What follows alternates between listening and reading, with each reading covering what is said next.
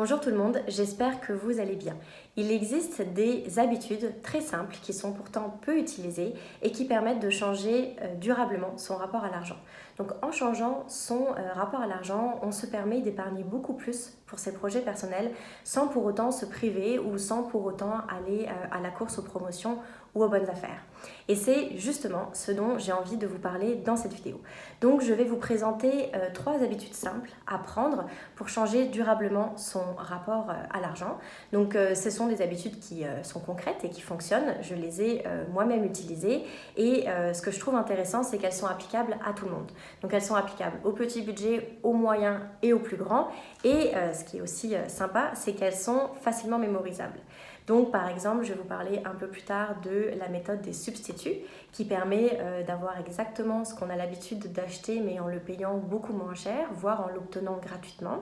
Et une autre que j'aime aussi beaucoup, c'est celle que j'appelle la méthode de l'optimal, qui est une habitude qui va vous permettre de vous entourer uniquement des choses qui vous font le plus plaisir, qui vous apportent le plus de satisfaction et donc d'éliminer tout le superflu. Et en éliminant le superflu, on dépense moins et donc on a beaucoup plus d'argent pour se réaliser et pour justement investir dans ce qui compte le plus pour nous. Alors avant de commencer, je vous fais une petite parenthèse. Si vous souhaitez pour vos projets personnels trouver des méthodes ou des astuces pour épargner beaucoup plus rapidement, vous pouvez télécharger mon bonus qui regroupe plus de 70 astuces et conseils pour justement épargner vos premiers 500 € et bien plus d'ailleurs. Je vous mets le lien dans la barre d'information. Donc je vais commencer par la première habitude qui est celle de compter en salaire horaire. Donc dans notre vie de tous les jours, on a tendance à faire des achats assez rapidement et de manière plutôt régulière.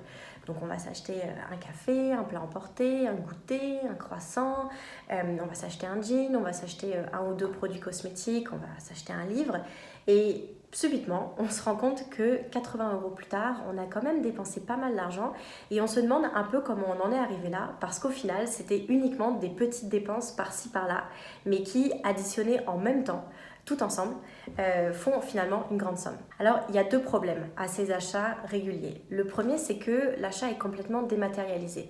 Donc, on a tous aujourd'hui des cartes bancaires qui nous permettent d'acheter et on ne se rend pas vraiment compte, puisqu'on n'a pas de l'argent dans nos mains, on a juste une carte de la dépense. Donc on a tendance à plus dépenser puisqu'on ne voit pas clairement l'argent qui sort de notre porte-monnaie. Et le deuxième problème, c'est qu'on n'accorde plus autant d'importance au fait de dépenser parce qu'on le fait tellement régulièrement que c'est devenu quelque chose de normal. Donc c'est ça, on ne se rend pas forcément compte qu'on le fait. Et puis comme on le fait sur des petites sommes ponctuelles mais régulières, on se dit bon, c'est pas si grave que ça.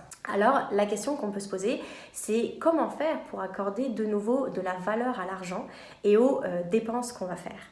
Et une bonne méthode, c'est de compter en salaire horaire. Parce qu'il y a un truc qu'on oublie, c'est que l'argent qu'on va dépenser, il ne vient pas de nulle part. En fait, le revenu qu'on a, le salaire qu'on reçoit, il vient de quelque part. Et ce qu'il ne faut pas oublier, c'est qu'il vient du fruit de notre effort.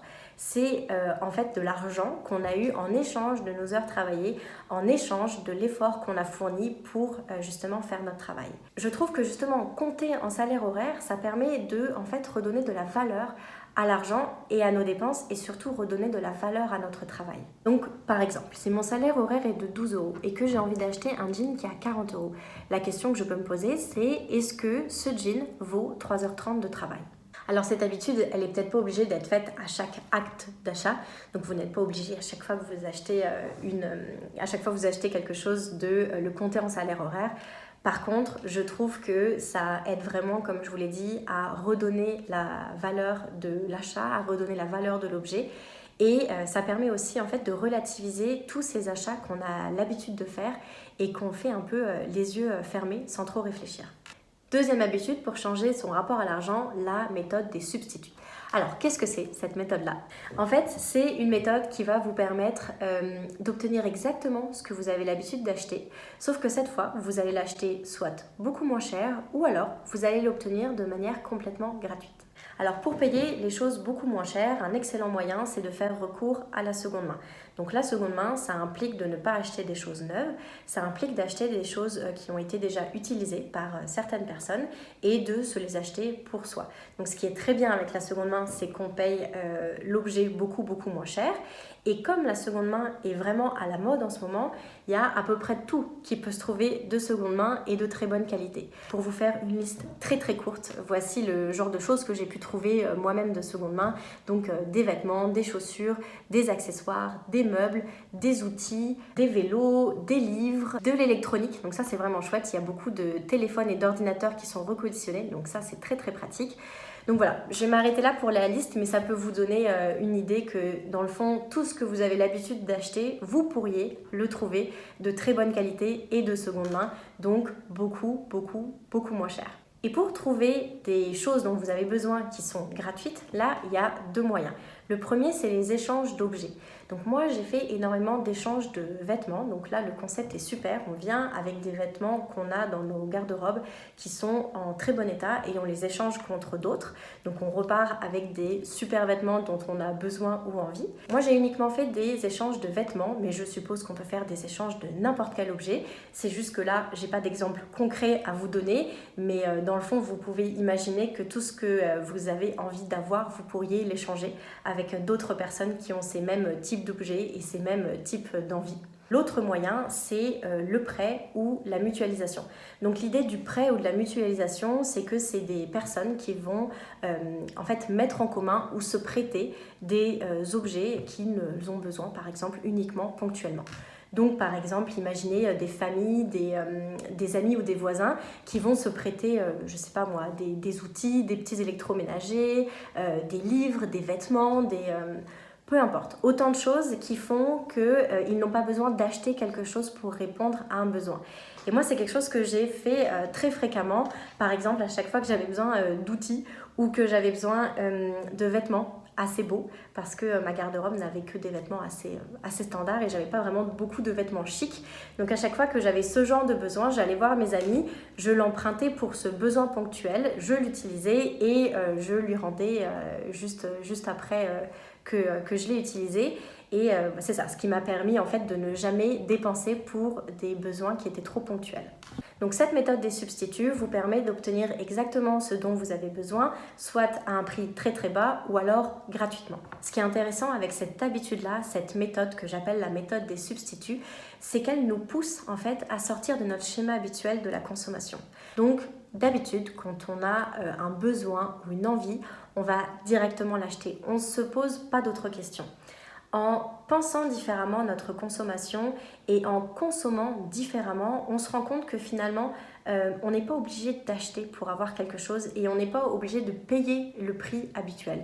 On peut payer les choses beaucoup moins chères ou, encore mieux, on peut les avoir gratuitement. En dehors du fait d'avoir des choses gratuitement, on se rend compte aussi qu'on peut établir un très beau réseau d'entraide qui peut fonctionner d'une manière complètement gratuite et qui peut totalement nous supporter. Moi, je trouve que cette méthode-là, elle est super intéressante pour changer son rapport à l'argent et pour se rendre compte que finalement, l'argent n'est pas le seul moyen pour consommer des choses dont on a envie ou dont on a besoin.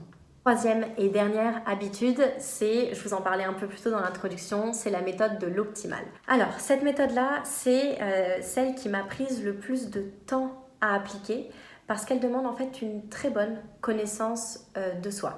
Par contre, je pense qu'avec tout le recul que j'ai maintenant sur ma consommation et sur mon rapport à l'argent, je pense que c'est vraiment celle qui m'apporte le plus de satisfaction. Donc, qu'est-ce que c'est que cette méthode de l'optimal ? Donc, l'idée, c'est de s'entourer uniquement des objets ou des choses qui nous apportent le plus de satisfaction et qui nous apportent donc le plus de plaisir, qu'on les ait payés ou qu'on les ait reçus gratuitement. Alors, dit comme ça, vous allez peut-être me dire que ma méthode est un peu anodine parce que dans le fond, quand on achète quelque chose, on va toujours veiller à ce qu'on soit 100% satisfait, sinon on ne va pas l'acheter. Et c'est vrai, c'est ce que je pensais moi aussi. C'est ce que je pensais moi aussi jusqu'à ce que je fasse en fait le tour de ma penderie et que je me dise mais c'est pas possible.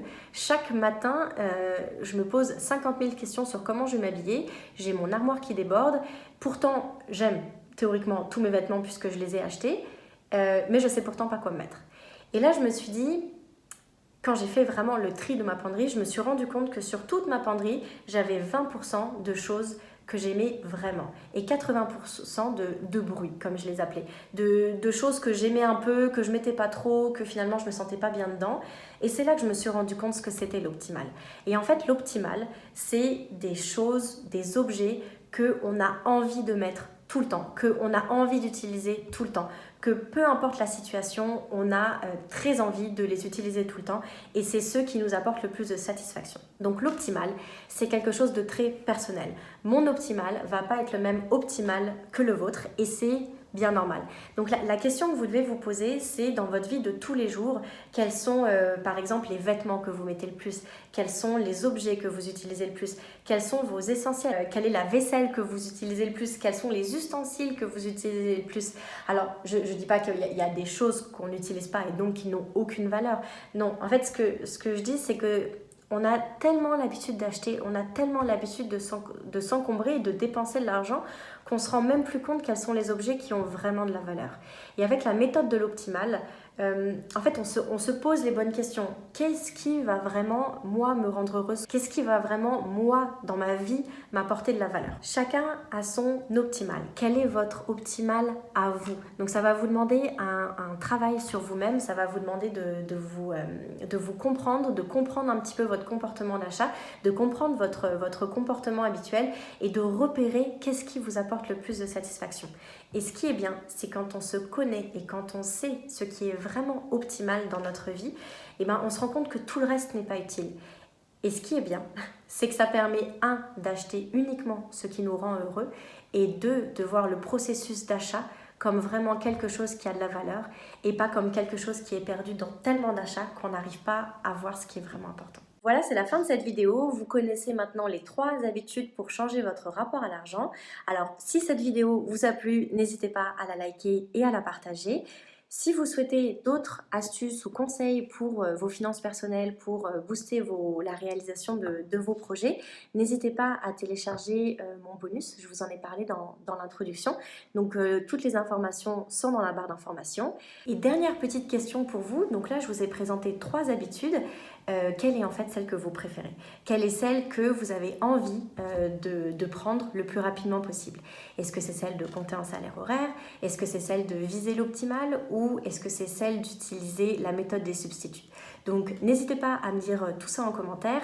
J'ai hâte de vous lire, j'ai hâte de voir si vous avez une petite préférence. Et puis si vous avez d'autres bonnes habitudes que vous utilisez pour justement changer votre rapport à l'argent, n'hésitez pas à me le dire. Voilà, c'est tout pour moi. Je vous dis à la prochaine. Voilà, voilà. Oups.